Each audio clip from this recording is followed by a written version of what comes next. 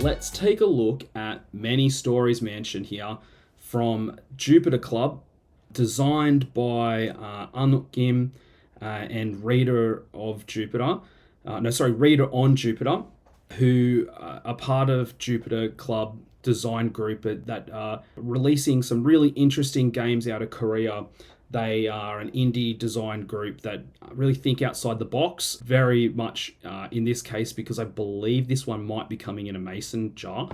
This one is a trick-taking, climbing, shedding style game that also includes a polyomino Tetris style game in which you are playing cards out into a trick to shed them out of your hand, but then you'll also use them to build out your mansion here.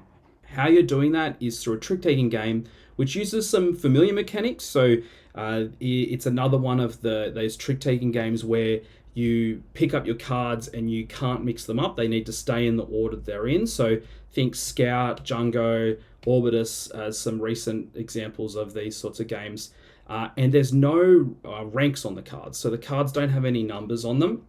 But instead, you're going to be trying to play stronger sets of cards based on the number of cards that you play, or by switching what is being played. So there's three different ways you can play cards. One is just playing one card of a type.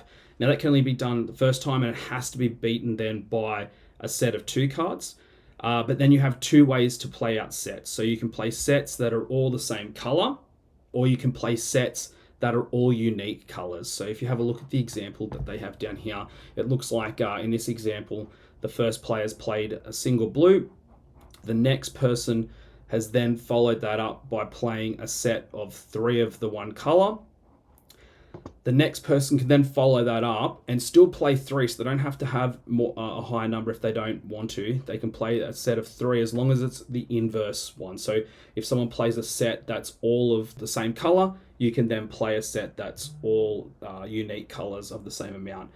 The next person can actually then also play another lot of three of all the same color. So whatever is the opposite of what's just been played can be played, or a higher number can always beat. So if I played this set of all one color and then someone has four of a kind of the same color, they can then beat it with that as well.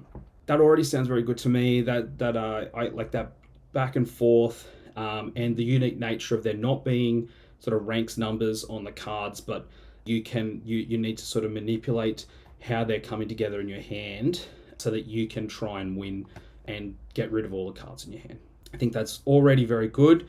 But what adds even more interest is the way that the cards are placed into your mansion so that you can actually score points. So all the point scoring in the game is based on how these cards fall into your mansion.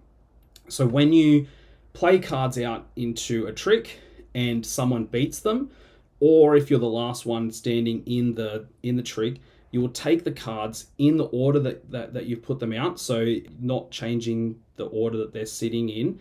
You then slide them into your mansion, and you are trying to complete what the game calls missions, which is to get the cards into specific shapes. So if you have a look here, the dark blue one wants to be in this shape where you have two on top of each other on the right and one in the upper left-hand side, whereas the green wants the inverse of that. So it wants two on the left with the upper right hand filled.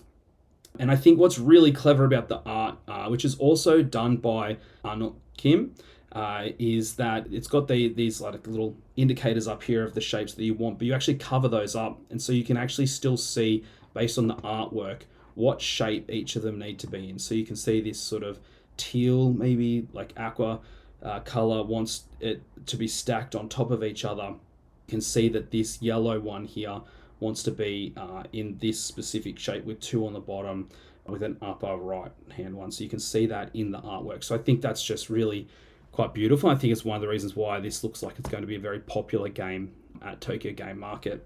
But how scoring works is, so you'll slide these in and you're trying to make those shapes. Scoring is done looking at how tall your building is. So you'll score every level of your building times the number of missions you've completed. So if in this example here, this was the end of the game, you can see that they've completed one mission with this blue tile here, and that their building is 3 tall. So that would be worth 3 points at the end of the game. And then the final thing you do is you take off the number of cards left in your hand. So you minus whatever cards left in your hand. Because how the game ends is it will end after 2 people have been able to shed out their whole hand. You get a little bonus. So if you're the first person to shed out your hand, you get this gold rooftop. And if you're the second person to shed out your hand, you get a little silver rooftop, and the game will end immediately after that person sheds out their hand. So it sounds like a really interesting game. I think the spatial sort of placing of these cards, thinking about when to play, not just on when it's the best time to play into a trick to shed some cards out, but also when's the best time to get those colors on the board. I think there's a really interesting push and pull, and I can't wait to play it. You can check out the rules for this one.